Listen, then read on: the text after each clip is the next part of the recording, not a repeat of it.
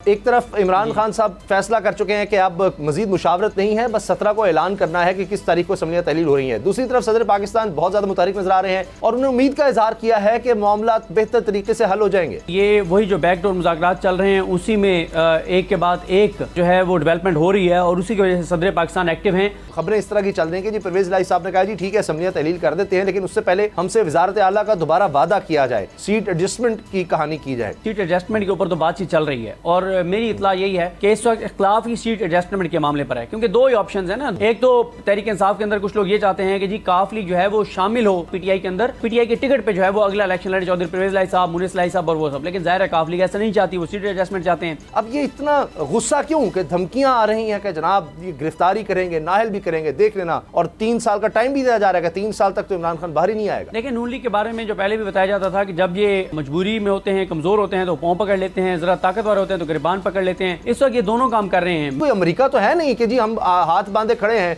आगे, जी बोल नहीं सकते जनाब, कोई मगरबी मुल्क है जी हम कुछ नहीं कर सकते। यानी तो अफगानिस्तान की तरफ से भी यह हाल होगा इतनी कुर्बानियों के बाद भी। देखें, एक तो इसमें कल भी हमने बात की थी, भारत इन्वॉल्व है। भारत ये चाहता है कि पाकिस्तान और अफगानिस्तान के ताल्लुकात खराब हों। सब्सक्राइब करें और बेल दबाएं ताकि कोई खबर रह न जाए।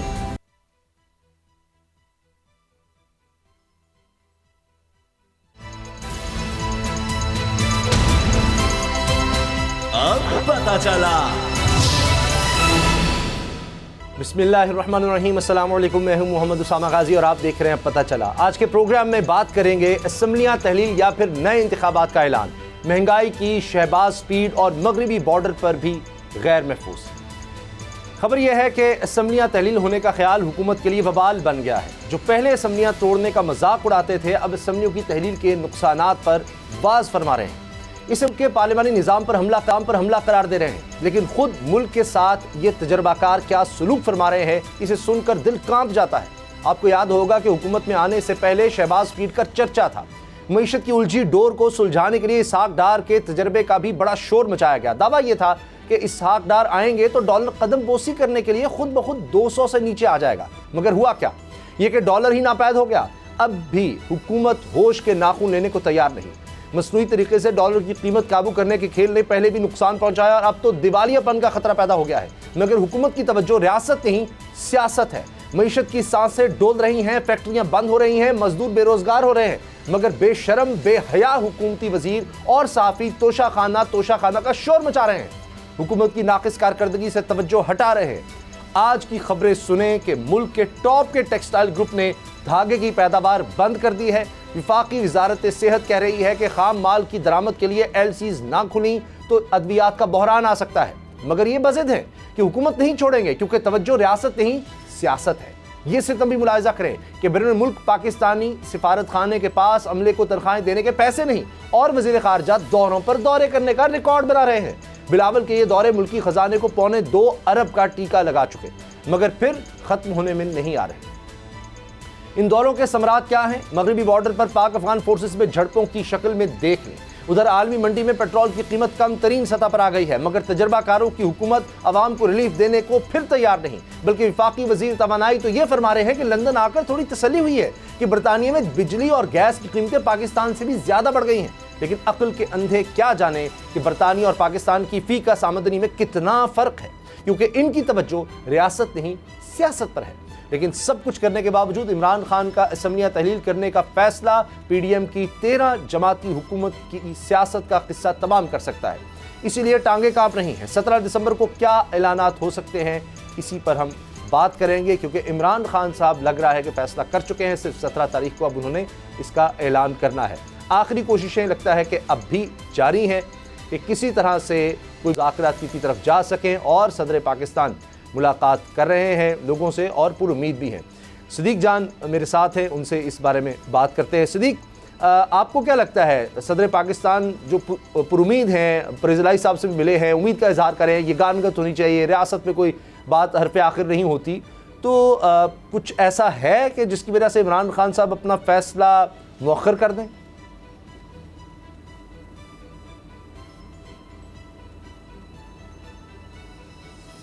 जी, हम दोबारा कोशिश करेंगे सदीक जान से इस बारे में बात करें। सदीक जान से हमारा रब्ता भी मुनक़ता हुआ है। उसामा भाई, अब आपकी आवाज़ आ रही है? जी जी जी सदीक, अगर आपने सवाल नहीं सुना मैं दोबारा दोहरा देता हूँ कि एक तरफ इमरान खान साहब फैसला कर चुके हैं कि अब मजीद मुशावरत नहीं है, बस 17 को ऐलान करना है कि किस तारीख को असम्बलियाँ तहलील हो रही हैं। दूसरी तरफ सदर पाकिस्तान बहुत ज़्यादा मुतहरिक नजर आ रहे हैं और उन्होंने उम्मीद का इजहार किया है कि मामला बेहतर तरीके से हल हो जाएंगे।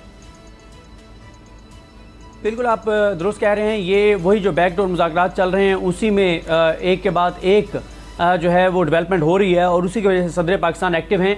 क्योंकि देखें, इमरान खान साहब और तहरीक इंसाफ की जानिब से वाज़ेह तौर पर कहा गया है कि अगर किसी से बात करनी है तो वो मैंडेट सदर आरिफ अलवी साहब के पास है। आप वो याद करें जब फवाद चौधरी साहब ने बयान दिया था कि हम तो कुछ चीज़ें करना चाहते हैं लेकिन हमें सदर पाकिस्तान जो है वो रोक देते हैं, आरिफ अलवी साहब रोक देते हैं। तो अब आरिफ अलवी साहब क्योंकि अगर इस्टेब्लिशमेंट ऑन बोर्ड है किसी मामले में या कोई बातचीत कर रही है तो वो भी आरिफ अलवी साहब से हो रही होगी, अगर हुकूमत इस वक्त बात कर रही है वो भी आरिफ अलवी साहब से बात कर रहे हैं, और इमरान खान साहब की तरफ से अगर किसी के पास मैंडेट है तो वो भी आरिफ अलवी साहब के पास मैंडेट है।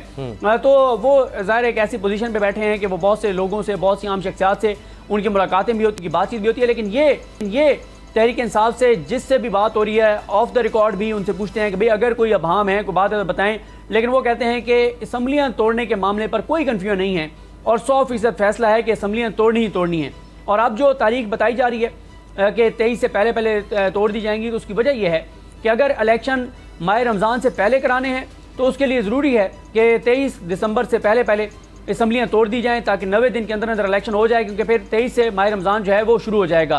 फिर इसमें एक और जो चीज़ है वो ये है कि जो इस वक्त इमरान खान साहब के खिलाफ जो कार्रवाइयाँ हो रही हैं, जो उनको नायल करने के हवाले से, जिस पर हमने आगे बात भी करनी है, उस हवाले से भी इमरान खान साहब को यही करना होगा कि इमरान खान साहब जो है वो तेज़ी से अपनी चीज़ें जो हैं उनको आगे लेकर चलें। अगर हुकूमत को वो थोड़ा सा भी आप ऐसा समझें कि पुरसुकून रहने का मौका फराहम करेंगे तो वो फिर वो कर गुजरेंगे जो वो करना चाहते हैं।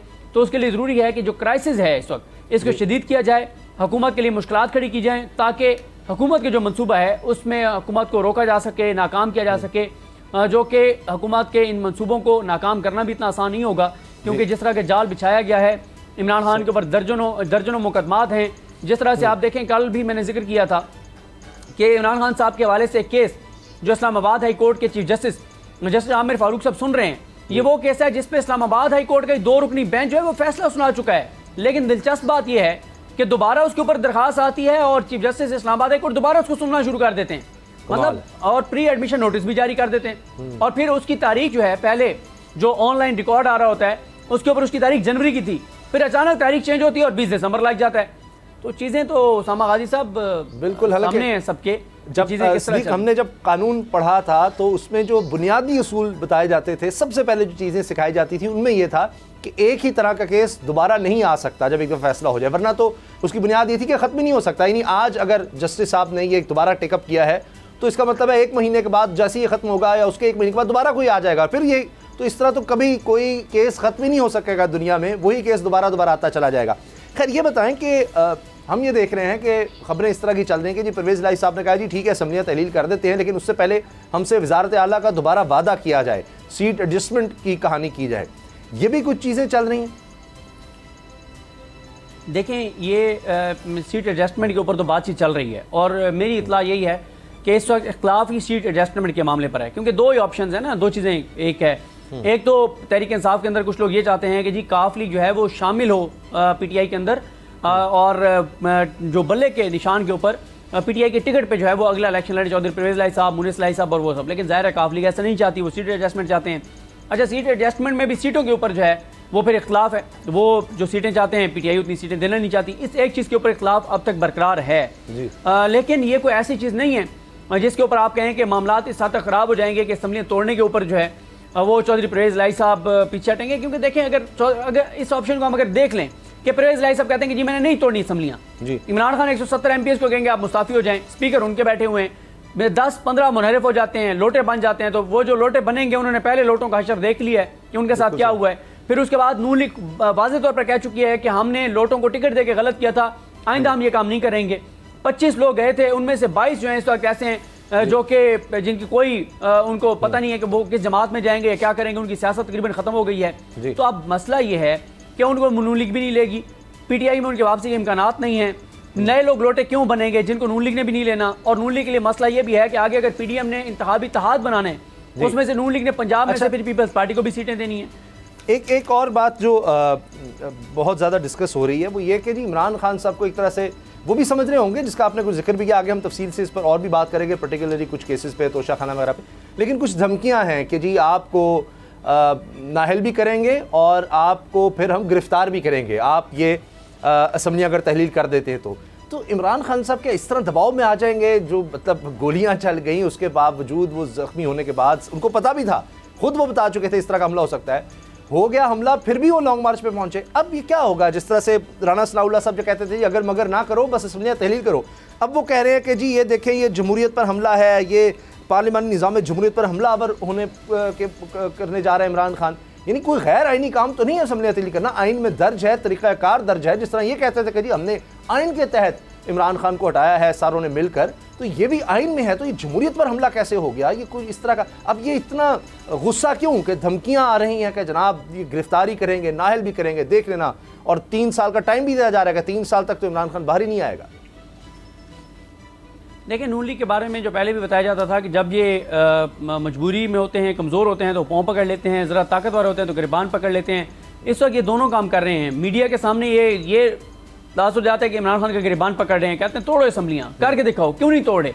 दूसरी तरफ भाग के आप जाते हैं सदर पाकिस्तान के पास, फिर आप तहरीक इंसाफ के लोगों को फ़ोन करते हैं और फ़ोन करके आप मिन्नत तरला करते हैं कि फ़लानी तारीख तक असम्बलियाँ तहलील ना करें, फ़लानी तक ना करें, बस हमें थोड़ा सा टाइम दे दें, हम चीज़ें कर रहे हैं। हम तो भैया आप एक बात पे रहे ना, अगर आपको कोई मसला नहीं है तो आप तोड़ने दें उसके असम्बलियाँ।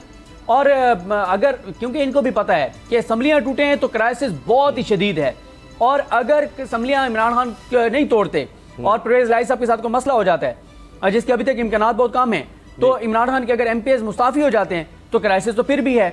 और आप आगे, क्योंकि हमने चल के मईशत के ऊपर बात करनी है, जी। तो इस वक्त मुल्क क्या एक और क्राइसिस का मुतहम्मिल हो सकता है? यही हो बात सकता, पता नून लीग को भी है। आपने तो मेरे अल्फाज छीन लिए, क्योंकि टॉप स्टोरी में हम इसी पर बात करने वाले हैं। अब ये जो मईशत का हाल है, चलें ठीक है, असम्बलियाँ वो कहते हैं जी तहलील ना करें, लेकिन हाल भी कोई नहीं बता रहे कि फिर क्या है। इस्तेहकाम कहते हैं जी, इस्तेहकाम होना चाहिए, इस्तेहकाम होना चाहिए। इस्तेहकाम फिर आएगा कैसे? खुद हुकूमत अगर कह रही है, क्योंकि खबरें ये हैं कि एक तरफ तो एशियन डेवलपमेंट बैंक ने भी कह दिया है कि अभी तो ये कुछ भी नहीं है जो महंगाई है, अभी पाकिस्तान में महंगाई और बढ़ने वाली है। पहली एशिया में तीसरा महंगा तरीन मुल्क आ गया पाकिस्तान। इसके अलावा वो कह रहे हैं कि जनाब आगे चलकर महंगाई भी बढ़ेगी, बेरोज़गारी का भी वो बता रहे हैं। इसके साथ आप ये देखिए कि अद्वियात साज कंपनियां कह रही हैं कि दवाइयों का बहरान पैदा होने जा रहा है क्योंकि खाम माल नहीं आ पा रहा। फिर आलमी मंडी में तेल की कीमत कम हुई, रिलीफ दे नहीं रहे। टेक्सटाइल इंडस्ट्री बंद हो रही है, बड़े बड़े ग्रुप्स जो हैं पाकिस्तान के वो कह रहे हैं कि हमें बंद करना पड़ रहा है। फिर जो लार्ज स्केल मैन्युफैक्चरिंग है, जिसमें सबसे ज़्यादा रोज़गार होता है किसी भी मुल्क में, और पाकिस्तान में भी जो बड़ी बड़ी इंडस्ट्रीज़ होती हैं उनमें देखा जाए तो वो -7.75 पर चले गए हैं। तो ये इतनी खौफनाक सूरत हाल है, शायद दुनिया की तारीख में ऐसा कम हुआ होगा। कोई जंग वगैरह की सूरत हाल हो जाए तो और बात है, वरना कोई मुल्क जो साल पहले 6 साल में नहीं 8 महीने पहले तक 6% पर ग्रो कर रहा था, 6% ग्रोथ थी मुल्क में, वो मनफी में चला जाए सिर्फ 8 महीने में, ये तो सिर्फ तबाही है। और उसके बाद फिर आप कैसे एक्सपेक्ट करेंगे कि जी अवाम जो है वो कहीं और, मतलब इमरान खान के अलावा कहीं और देखे? वो तो जो इमरान खान कहेंगे लोग कहेंगे जी बिल्कुल ठीक है, इनसे तो जान छुड़वाओ। बिल्कुल आपने दुरुस्त कहा। देखें, इस वक्त जो एनर्जी प्राइसेस हैं, क्या एक जो आम लोग हैं, अवाम हैं, क्या कोई घर वाला अफोर्ड कर सकता है? नहीं कर सकता। दुकानदार अफोर्ड कर सकता है? नहीं कर सकता। ताजिर अफोर्ड कर सकता है? नहीं कर सकता। इंडस्ट्री अफोर्ड कर सकती है? नहीं कर सकती। किसान क्या इन प्राइसेस के ऊपर काश्तकारी कर सकता है? नहीं कर सकता। तो मुझे बताएं फिर ये जो आप टेक्सटाइल इंडस्ट्री के देखें, 15-20 लाख वर्कर्स जो हैं वो बेरोजगार हो गए हैं। फिर बिजली के बिल लोग दे नहीं सकते, गैस का बहरान शदीद हो गया है, एलसीज आपकी खुल नहीं रही, डॉलर्स आपको मिल नहीं रहे, जो सफ़ीर हैं उनकी तनख्वाहों के आपके पास पैसे नहीं हैं, सरकारी मुलाजमीन की तनख्वाहें आप लेट कर रहे हैं, अद्वियात की जो कंपनीज़ हैं वो इंडस्ट्री जो है वो इस वक्त चीख रही है कि जी यहाँ पे अद्वियात की शॉर्टेज हो गई है। तो जिन्होंने बाहर से खाम माल मंगवाना है उनकी ना एलसीज खुल रही हैं, ना उनको डॉलर मिल रहे हैं। डॉलर मार्केट में और बैंक में उसमें 25-30 रुपए का फ़र्क है। रेमिटेंसेस कम हो रही हैं। 7.5 लाख लोग आपके मुल्क से चले गए हैं और मुल्क के अंदर एक मायूसी है, अंधेरा ही अंधेरा नजर आता है। और आप अड़ के बैठे हुए हैं कि हमने इलेक्शन नहीं कराना। क्यों नहीं कराना?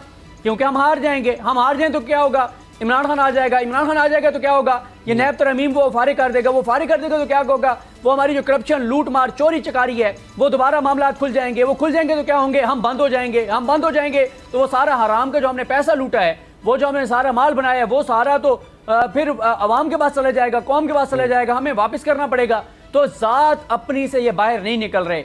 देखें इस वक्त ये तो कहा करते थे ना कि नैब और मुल्क एक साथ नहीं चल सकते, नैब और मुईशत एक साथ नहीं चल सकते। आप बताएं, नैब तो 8 माह से बंद कर दिया आपने, क्या मुईशत चल गई है? लेकिन इस वक्त ये बात तय है कि ये हुकूमत और पाकिस्तान एक साथ नहीं चल सकते।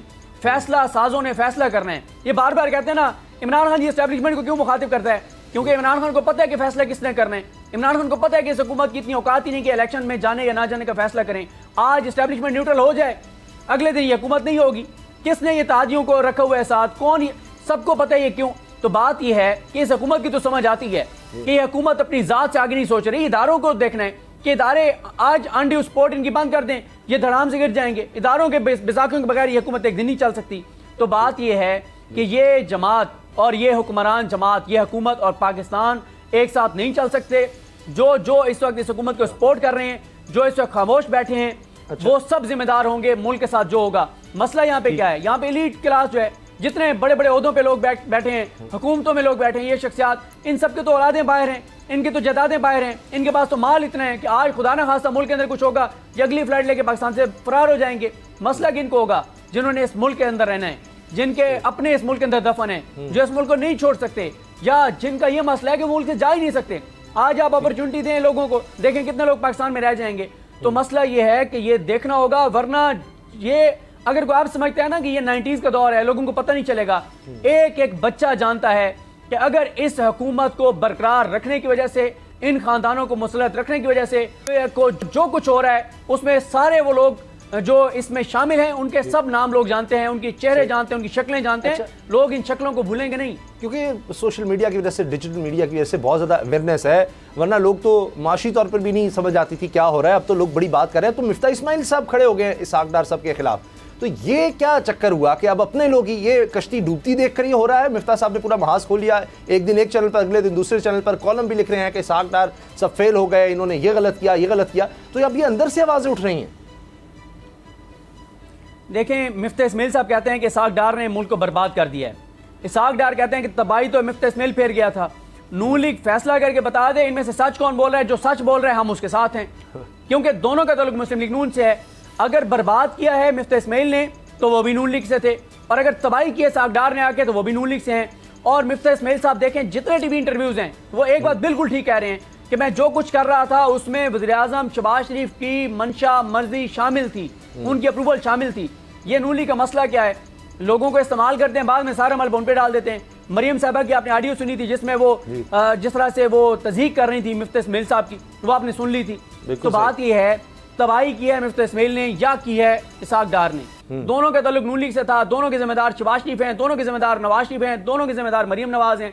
क्योंकि ये हुकूमत लेने से लेके, नैब केसेस खत्म करने से लेके, तबाही और बर्बादी फेरने तक, हर फैसले में मरियम नवाज और नवाज शरीफ शामिल थे, और हर चीज के बेनिफिशियरी मरियम नवाज और नवाज शरीफ हैं। अब ये जितना मर्जी कह लें कि मियां साहब बेचारे को तो पता ही नहीं था, हर चीज मियां साहब वीडियो कॉल पे मौजूद होते थे जो मुलाकातें होती थी। मरियम नवाज को वो साथ देखते थे उन मुलाकातों में, क्योंकि वो शहबाज शरीफ पे एतमाद नहीं करते थे। हम लोगों की आंखों में मजीद धूल नहीं झोंक सकते कि जनाब वो गलत है, वो गलत है। जो भी है, सारी गलतियां आपकी हैं और ये खमियाजा भुगतना है, आज नहीं तो कल सबके सामने आ जाएगा। लेकिन दूसरी तरफ क्या हो रहा है, इमरान खान साहब के खिलाफ किस तरह घेरा तंग करने की कोशिश हो रही है। इनसाइड स्टोरी में हम सिद्दीक जान से जानेंगे। तोशा खाना केस में पेशरफ्त है बड़ी कि जी 9 जनवरी को ज़ाती हैसियत में इमरान खान साहब पेश हों, क्योंकि अब उन पर फौजदारी मुकदमा चलेगा। ब्रेक के बाद अब पता चला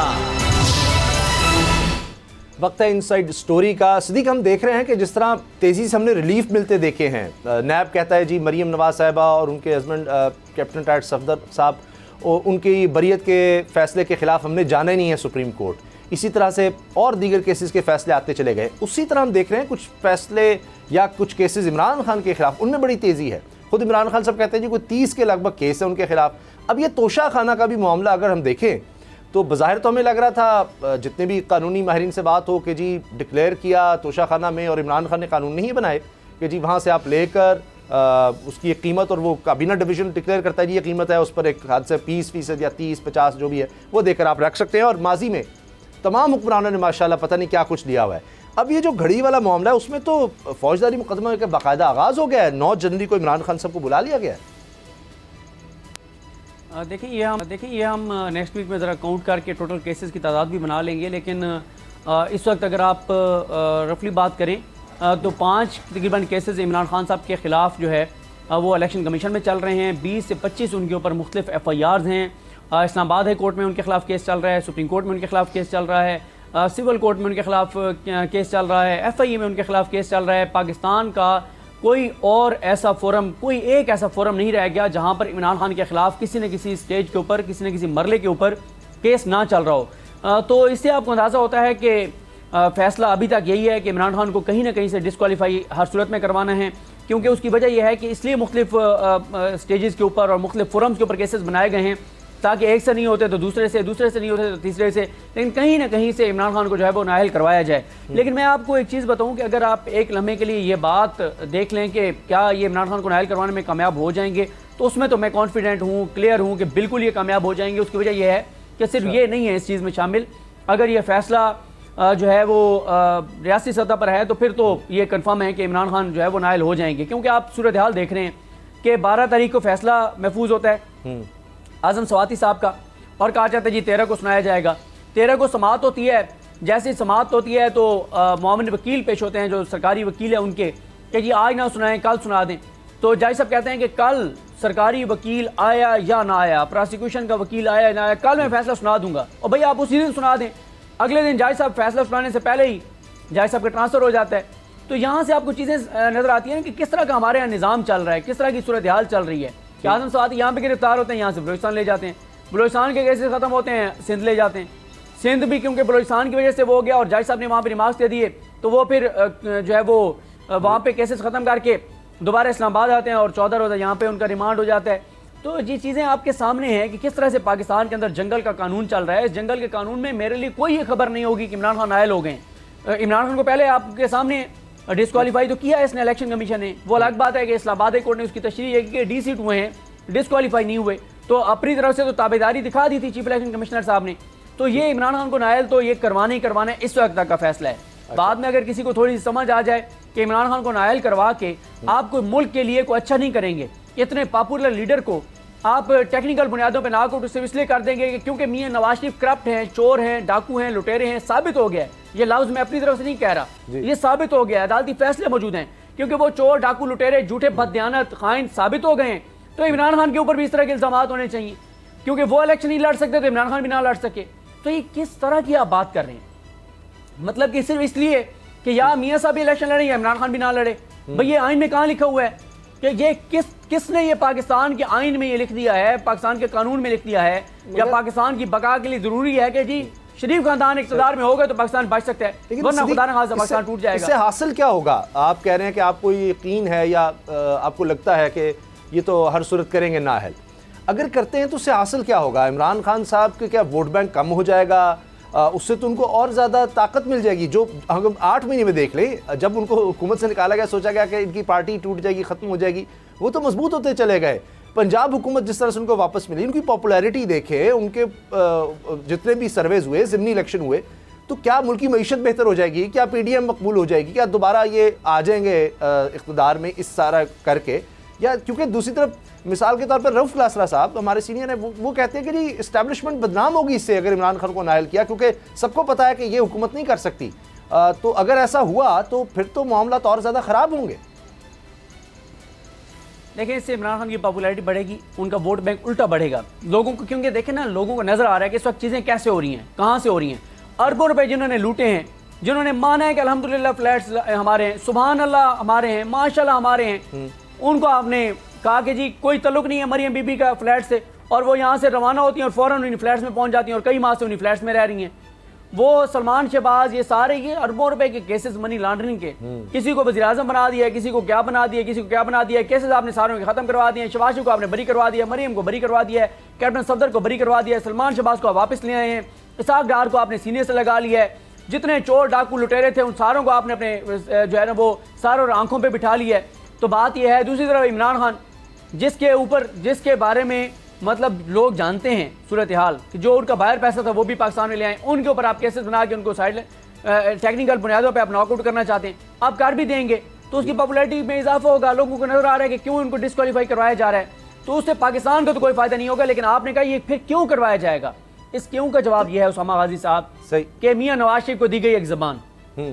मियां साहब कहते हैं मुझे ये जबान दी गई है, मुझे पता नहीं अब किसने जबान दी है, मुझे ये जबान दी गई है कि अगले इलेक्शन में इमरान खान नहीं होगा, सही वो इलेक्शन में नहीं होगा, मुझे जबान दी गई है। जिस तरह इमरान खान साहब उस वक्त कहते थे और बाद में शायद कुछ लोगों ने मजाक उड़ाया कि जी इमरान खान ने कहा मैं तो अल्लाह का शुक्र अदा करता हूँ कि ये मेरे खिलाफ तहरीक अदम-ए-एतमाद ले आए, और वो वाकई अब तो शुक्र उनको अदा करना चाहिए। जो हालात इस वक्त है, इस वक्त पीडीएम के, वो तब उनको भागने की जगह नहीं मिल रही, तो यही दोबारा नहीं होगा कि इमरान खान फिर 2/3 मेजॉरिटी से भी शायद उससे भी ज़्यादा आ जाएं और फिर वो ये सारा वो NR2 भी वो कह रहे हैं कि हम ख़त्म करेंगे, फिर जो उनके खिलाफ जो कुछ केसेस किए होंगे वो सस्टेन तो नहीं फिर उस तरह से कर सकेंगे, वो तो फिर 2/3 से मतलब है आइन में भी तरमीम कर सकेंगे, तो उससे तो ये और ज़्यादा अपने आप को कमज़ोर करके इमरान खान को ताकतवर करेंगे, जिस तरह इन्होंने पहले रजीम चेंज के चक्कर में कर दिया। देखिए इमरान खान की इस वक्त मुल्क का तो सोचे नहीं जा रहा ना कि किस चीज़ से मुल्क का फ़ायदा और किस से मुल्क का नुकसान है।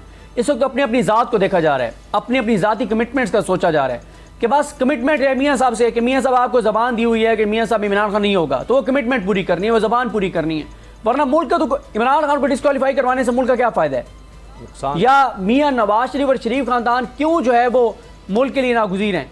मुझे बताएं, आप कहते थे ना कि यार जो भी है चोर हैं, डाकू हैं, लुटेरे हैं, खाते हैं तो लगाते भी हैं तो तजर्बाकार, भाई देख लिया ना तजर्बाकारी, देख लिया ना मुल्क के साथ क्या कर दिया, मुल्क की बुनियादें हिला दी हैं, मुल्क को आज उस नहज पे ले आए हैं कि 1971 के बाद फिर वो हालात पैदा कर दिए आपने कि खुदा ना हासा कुछ भी हो सकता है। तो बात यह है कि शरीफ खानदान को बहुत कुछ मिला है, पता नहीं इनको लाने वालों को भी शायद, लेकिन मुल्क को बहरहाल पिछले 8 माह में कुछ नहीं मिला। अगर आपको यकीन नहीं आता, जिसको यकीन नहीं आता वो लोगों में चला जाए, अवाम में चला जाए, पूछ ले अवाम से कि पिछले 8-9 माह में अपनी जिंदगी में बता दें कोई एक आसानी पैदा हुई हो, वो तो नहीं हुई। लोग खुदकुशियां कर रहे हैं, आगे अंधेरे अंधेरे है, मायूसी नजर आती है, एक उम्मीद की किरण नजर नहीं आती, कोई एक चीज नहीं है सफारती महाज में कामयाबी हुई हो। आपने बात करनी है अगले सेगमेंट में जो हमारे अफगानिस्तान के साथ मामला हैं, जो दहशतगर्दी में इजाफा हो रहा है, तो बात यह है मुल्क को तो कुछ नहीं मिला, अवाम को कुछ नहीं मिला, लाने वालों को कुछ मिला हो, जो आए हैं उनको भी बहुत कुछ मिला है, उनको भी बहुत कुछ मिला है, सारे करप्शन लूट मार सब कुछ क्लियर हो गया है। आइंदा के लिए भी कानून जबरदस्त बना दिए हैं, किसी का बाप भी नहीं पकड़ सकता इन कानून के साथ किसी को, वो सरेआम लूटे, चोरी करे, डाके मारे, कोई नहीं पकड़ सकता, सबको मिल गया है। अगर नहीं मिला तो मुल्क को कुछ नहीं मिला और अवाम को कुछ नहीं मिला। सही। अब ब्रेक के बाद हम वायरल स्टोरी में कि पाकिस्तान की तारीख में शायद रिकॉर्ड बना चुके हैं ऑलरेडी बिलावल भुट्टो साहब दौरों के, और उसके बाद हमें मिल क्या रहा है, पाक अफगान बॉर्डर पर जो सूरत हाल है, पहले इस तरह से शेलिंग हुई, पाकिस्तानी शहीद हुए, अब फिर वहाँ पर झड़पें हैं, क्यों ऐसा है, जबकि इतनी ज़्यादा पावरफुल टीम नज़र आ रही है वज़ारत ख़ारजा में, हिना साहिबा भी हैं, तारिक फ़ातिमी साहब भी हैं, ख़ुद शहबाज शरीफ साहब दौरों पे दौरे करते रहे हैं, तो ये क्यों हमारे लिए इतना बड़ा मसला बन गया है कि पाक अफगान बॉर्डर फिर से हमें नज़र आ रहा है कि गैर महफूज हो गया पाकिस्तानियों के लिए। ब्रेक के बाद बात करेंगे। अब पता चला। एक तरफ हम देख रहे हैं कि फिर खुदकुश हमले शुरू हो चुके हैं मुल्क में, और अब पाक अफगान बॉर्डर पर कशीदगी भी बढ़ गई है, और एक दफ़ा फिर पाकिस्तान में शेलिंग की गई है अफ़गानिस्तान की तरफ से, और बड़ी तादाद में लोग ज़ख्मी हुए हैं, हत्ता कि मुख्तलिफ अस्पतालों में एमरजेंसी नाफिज की गई। इतनी बुरी सूरत हाल है, लेकिन समझ नहीं आ रही कि अभी हाल ही में हिना रबानी साहिबा भी दौरा करके आई अफ़गानिस्तान का, और फिर पूरी दुनिया के दौरे बिलावल भुट्टो साहब कर चुके हैं। क्यों ये मामला हल नहीं हो रहा, सारी दुनिया को साथ मिलाकर क्यों अफ़गानिस्तान की सूरत हाल को बेहतर नहीं किया गया, या कम से कम सारी दुनिया हमारी बात सुने, हमारे साथ खड़ी हो कि ये पाकिस्तान को क्यों कमज़ोर किया जा रहा है। इस तरफ से हम देखते हैं ईरान के साथ भी अफ़गानिस्तान का बॉर्डर है, वहाँ तो इस तरह की सूरत हाल नहीं है, अफ़गानिस्तान को कई और बॉर्डर्स लगते हैं, वहाँ इस तरह के हालात नहीं हैं। तो सदीक जान क्या वजह है? पहले तो हमने देखा बाढ़ भी लगाई गई, उसके बावजूद दहशतगर्दी हम देख रहे हैं, अभी खुदकुश हमला भी हुआ, उसके बाद इतनी ज़्यादा शेलिंग, पहले लोग शहीद हुए, अब भी इस तरह के वाक़यात हुए हैं, बड़ी तादाद में लोग ज़ख्मी हुए हैं। तो ये सब क्यों हो रहा है? कि हुकूमत की तवज्जो उस तरफ नहीं है, ऐसा तो नहीं है कि इतने ज़्यादा हालात वरना बिगड़ जाएं। अगर तवज्जो हो कुछ ना कुछ किया जा सकता है, भरपूर जवाबी कार्रवाई की जा सकती है, उनकी तरफ से बुलाया जा सकता है। ये क्या पहले शेलिंग हुई तो कहा गया कि जी उन्होंने माजरत कर ली, बस काफ़ी है। ख्वाजा आसिफ साहब वज़ीर दिफा ने भी ऐसा बयान दे दिया फुसफुसा सा, और वज़ीर आज़म साहब भी कुछ नहीं कर सके, बस जी वहाँ जी अफसोसनाक है जी, ये हो गया वो हो गया। अगर तब सख्ती से रद्देमल दिखाया गया होता, भरपूर तरीके से इसको मामले को उठाया गया होता, तो शायद अब ये शेलिंग ना होती। वहाँ पर फ़ौज ने तो भरपूर जवाब दिया, फ़ौज का तो यही काम है कि वहाँ से कार्रवाई है उसका भरपूर जवाब दिया गया। लेकिन सिफारती सतह पर, हुकूमती सतह पर तो हर जगह तो नहीं फ़ौज आएगी, वहाँ पर ये कहाँ है? अगर सख्ती से किया होता, ये कोई अमेरिका तो है नहीं कि जी हम हाथ बांधे खड़े हैं आगे जी बोल नहीं सकते जनाब, कोई मगरबी मुल्क है जी हम कुछ नहीं कर सकते, बैगर्स कांट बी चूजर्स हैं, या हमें वहाँ ड्रिपें लगी हुई हैं, हमें वेंटिलेटर उनका लगा हुआ है और हम कुछ नहीं कर सकते। यानी तो अफगानिस्तान की तरफ से भी यह हाल होगा इतनी कुर्बानियों के बाद भी। देखें, एक तो इसमें कल भी हमने बात की थी, भारत इन्वॉल्व है। भारत ये चाहता है कि पाकिस्तान और अफगानिस्तान के ताल्लुकात ख़राब हों। और मैं कल ही या परसों सुन रहा था खालिद नईम लोधी साहब को, दिफाई तजज़ियाकार हैं, बड़े ज़बरदस्त बात करते हैं। तो खालिद नईम लोधी साहब का भी ये कहना था कि हमें अभी उंगलियां जो हैं वो अफगानिस्तान की हुकूमत की तरफ नहीं उठानी चाहिए। ज़ाहिर है उनके अपने इशूज़ हैं, अभी उनका उस तरह से कंट्रोल रेट उसके इशूज़ हैं। ये अभी नहीं कहना चाहिए कि वहाँ अफगानिस्तान की हुकूमत, अफगान तालिबान की मर्ज़ी से ये सब कुछ हो रहा है, क्योंकि इसमें ज़ाहिर है दुश्मनों का फ़ायदा है। पाकिस्तान और अफगानिस्तान के हालात ख़राब होंगे तो भारत को इसमें बहुत ज़्यादा फ़ायदा है और वो ये चाहेगा, क्योंकि भारत जो है वो एक्टिव है इस वक्त पाकिस्तान के अंदर भी और अफगानिस्तान में दोबारा वहाँ से कार्रवाइयाँ, ये सारी चीज़ें।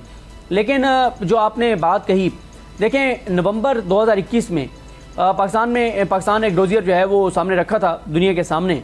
मुझे बताएं कि इस हुकूमत ने आने के बाद उस डोजियर पे कितना एक अमल दरामद किया, उसको हाईलाइट करने के हवाले से, उस पर काम करने के हवाले से, उस पर बात करने के हवाले से, उसको हाईलाइट करने के हवाले से, दीगर दुनिया के मुल्कों के सामने उठाने के हवाले से, क्योंकि ये तो बेचारे फोकस रहा इनका उसी काम पे जिसके लिए ये आए थे, करप्शन, लूटमार, नैब, ओवरसीज़ पाकिस्तान को वोट ख़त्म करना, मरियम को बरी कराना, सारों को, एक लंबी फहरिस्त है। अगर मैं नाम लेना शुरू करूँ तो पूरा सेगमेंट उसी में ख़त्म हो जाएगा।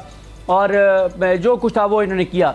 लेकिन इनके इन 9 माह के अंदर दहशतगर्दी में इजाफा हो गया, पाकिस्तान और अफगानिस्तान के बॉर्डर पर कशीदगी में इजाफा हो गया, बैरूनी सरमायाकारी कम हो गई, रेमिटेंसेस कम हो गई, टैक्स कलेक्शन कम हो गई, महंगाई बढ़ गई, तबाही आ गई, बर्बादी आ गई, मायूसी बढ़ गई, खुदकुशियाँ बढ़ गई, लोड शेडिंग बढ़ गई, गैस का बहरान बढ़ गया, हर चीज़ नेगेटिव में चली गई इनके आने के बाद। उससे अवाम के लिए, पाकिस्तान के लिए, मुल्क की सलामती के लिए, मुल्क की इज़्ज़त के लिए, मुल्क के वक़ार के लिए, मुल्क की गैरत के लिए, इनके अगर ज़ाती हैसियत में देखें हर चीज़ इनको मिली, हर काम इनका हो रहा है, हर चीज़ इनकी ज़ात की हैसियत के हद तक हो रही है। देखें, एक तो इन्होंने इन 8-9 माह में उस डोजियर के ऊपर पहले चीज़ें हाईलाइट ही नहीं की जो करनी चाहिए थी।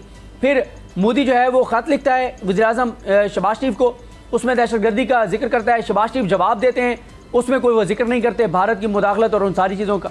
फिर अक़वाम मुत्तहिदा में जो जाके खिताब करते हैं उसमें उस तरह से जिक्र नहीं करते जिस तरह से करनी चाहिए, भारत के हवाले से बात करनी चाहिए। बल्कि ये तो भारत से तिजारत की बात करते हैं, क्योंकि वो मरियम नवाज साहिबा के दामाद का पावर प्लांट और वो चीज़ें मंगवानी थी, क्योंकि और नाम क्या दे रहे थे कि वो टमाटर मंगवाने हैं जी, भारत से तिजारत को नहीं, क्योंकि टमाटर मंगवाने हैं। वो टमाटरों की आड़ में असल में तो मरीम नवाज साहिबा के दामाद के पावर प्लांट और वो सारी चीज़ें, और वो आपने ऑडियो सुन ली है जिसमें जो प्राइम मिनिस्टर के जो सेक्रेटरी हैं वो बता रहे हैं उनको कि जनाब ये ना करें, इससे बड़ा एक मसला होगा, मीडिया के अंदर, आवाम के अंदर बड़ा रद्द-ए-अमल आएगा कि मरियम साहिबा के दामाद के लिए आप सारा कुछ कर रहे हैं। वो चीज़ें सामने आ चुकी हैं। इनको कौम की या पाकिस्तान की फिक्र नहीं है, उसमें यह है कि अच्छा मीडिया में ना आ जाए बात, यानी कोई उसूल, कोई नज़रिया, कोई ज़ाब्ता, कोई हमीयत, गैरत नहीं, सिर्फ ये कि वो बड़ा मसला हो जाएगा, ऑप्टिक्स बड़े बुरे हो जाएंगे। मीडिया में आ गई बात कि जी वो देखें वज़ीर आज़म हैं, उनकी भतीजी का दामाद है जी, या साबिक वज़ीर आज़म है, ये बात हो रही है उस पर कि साबिक वज़ीर आज़म का जनाब देखिए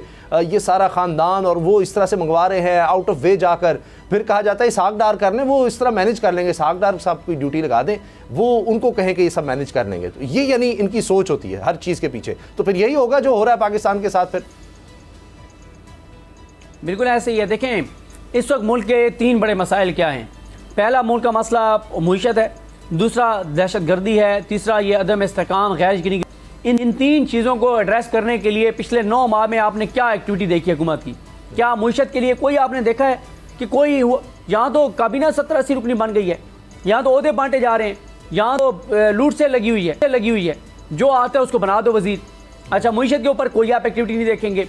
फिर दहशतगर्दी कोई आप नहीं देखेंगे कि कोई संजीदगी नज़र आए, कोई एक्टिविटी हो रही हो, कोई मामलात हो रही हो, क्योंकि बदकिस्मती से हमारे जो दहशतगर्दी के ख़िलाफ़ जंग लड़ने वाले इदारा है, उनके भी ये शहबाज शरीफ को वज़ीर-ए-आज़म बनाने से लेके और 29 नवंबर तक उनका भी पूरा फोकस जो है वो सिर्फ इस हुकूमत को बरकरार रखने पर था, इस हुकूमत को मुसलत रखने पर था।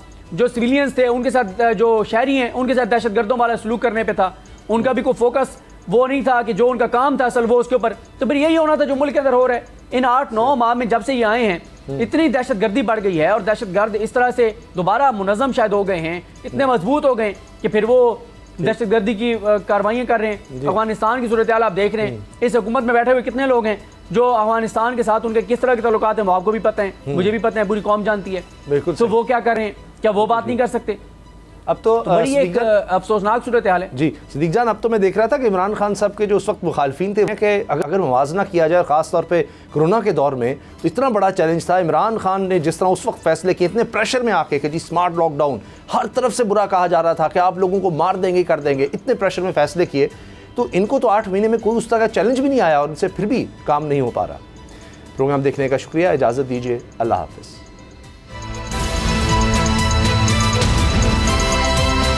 अब पता चला।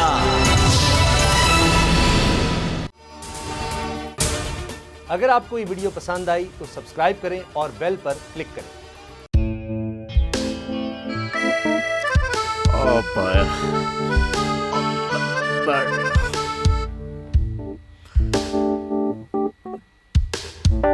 इंतशार से निकलने का वाहिद हल इंतखाबात हैं।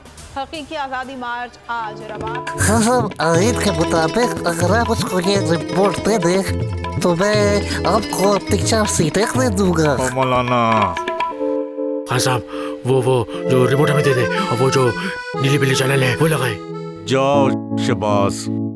हम ऐसा टीवी देखते ही नहीं जिसका रिमोट हमारे हाथ में ना हो। और यहाँ पे कोई 2 नंबरी नहीं चलेगी। और हम कोई गुलाम है जो आप रिमोट मांगे हम दे दें? Absolutely not. यहाँ पे सिर्फ पाकिस्तान का नंबर 1 चैनल चलेगा, बोल, जो हकीकी सहाफत की जंग लड़ रहा है। पाकिस्तान के लिए कोई और नहीं, सिर्फ बोल खड़ा है। आप सब भी बोल देखें।